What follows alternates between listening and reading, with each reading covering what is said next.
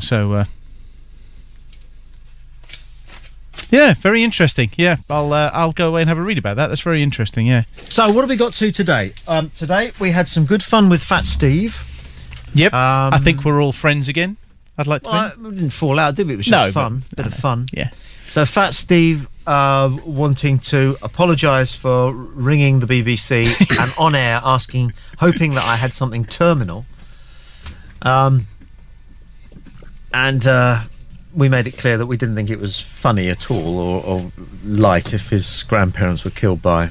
Great-grandparents were killed by the Nazis. That's terrible, obviously. We phoned David Irving, and he sounded like he was just too frail.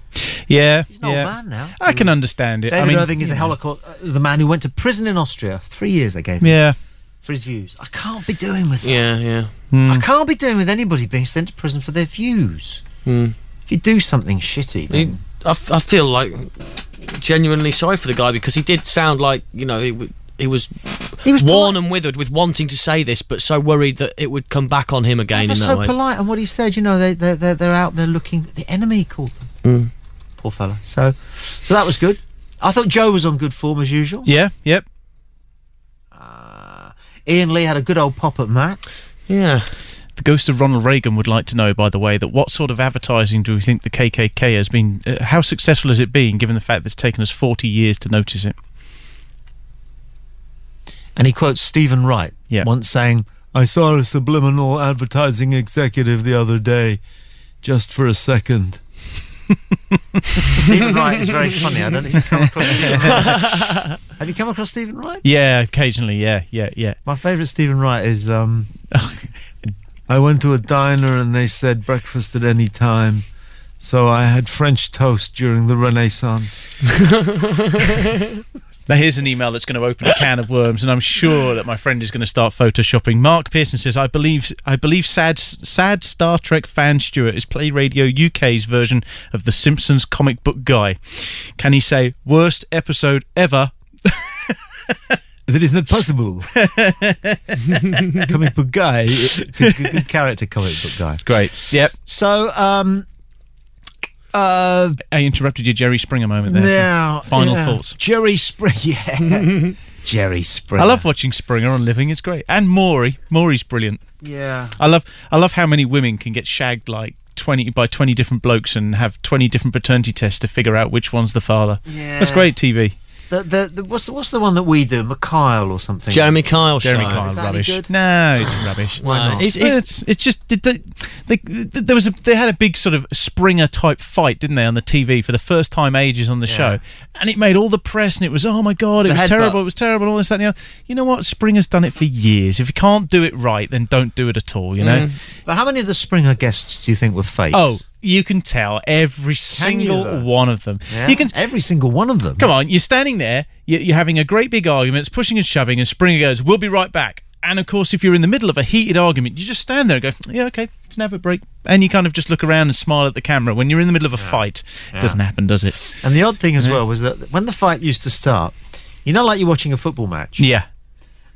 You have a chant for your team, don't you? Yeah. Or you chant for your team? Yeah, nobody chants. So does anybody chant for the referee? No, that's right, yeah.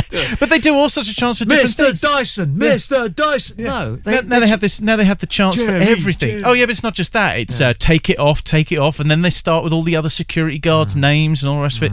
It's all a bit fake. But it's still good laugh, isn't it? Well, it's like WWE. Yeah. It's rubbish, but it's good rubbish. Yeah, I mean, they've put a lot of thought into it, don't they? Have you seen the great Khalil? Do you guys? I've not watched it. Not recently. Not for a long time now. Some good stuff. I used to watch it. You see, when it was on Sky and it was free at 1 o'clock in the morning, it was all right. But now it's all pay-per-view, and I just don't.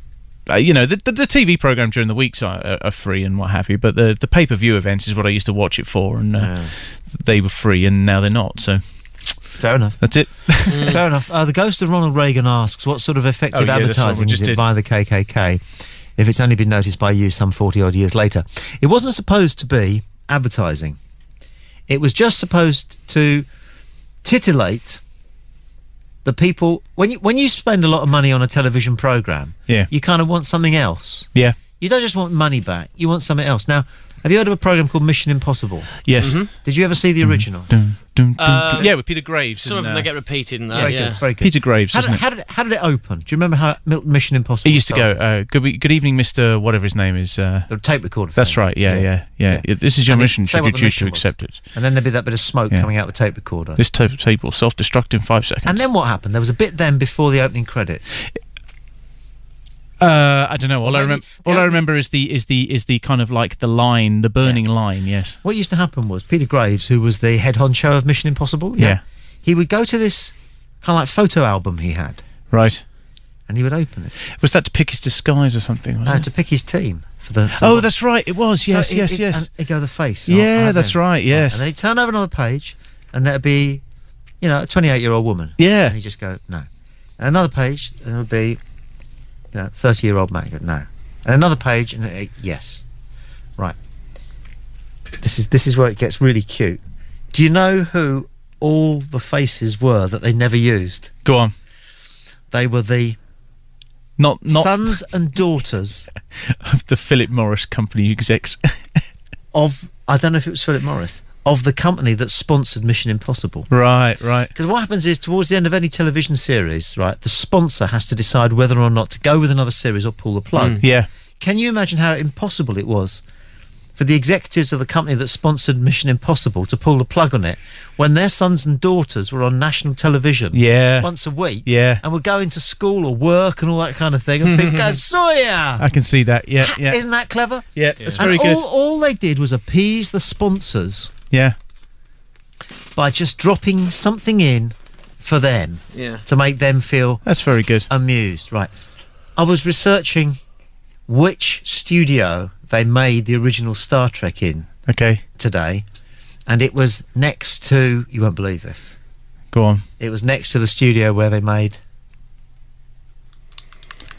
Mission Impossible. Oh right, okay. It all just keeps tying in. Yeah, it's very close, isn't it? Yeah. So, by the way, just talking about television there for a second, devastating news was to find out this week that Heroes is finishing in 3 episodes' time in the States on their current series because of this writer's strike. Oh, okay. It's disgusting. No, you're kidding. No, 3 episodes' time and it's done for series 2 till next year. End of next year. Ghost of Ronald Reagan sends in one last Stephen Wright line. There's a thin line between fishing and just standing on a riverbank like an idiot. Which is true. It's great.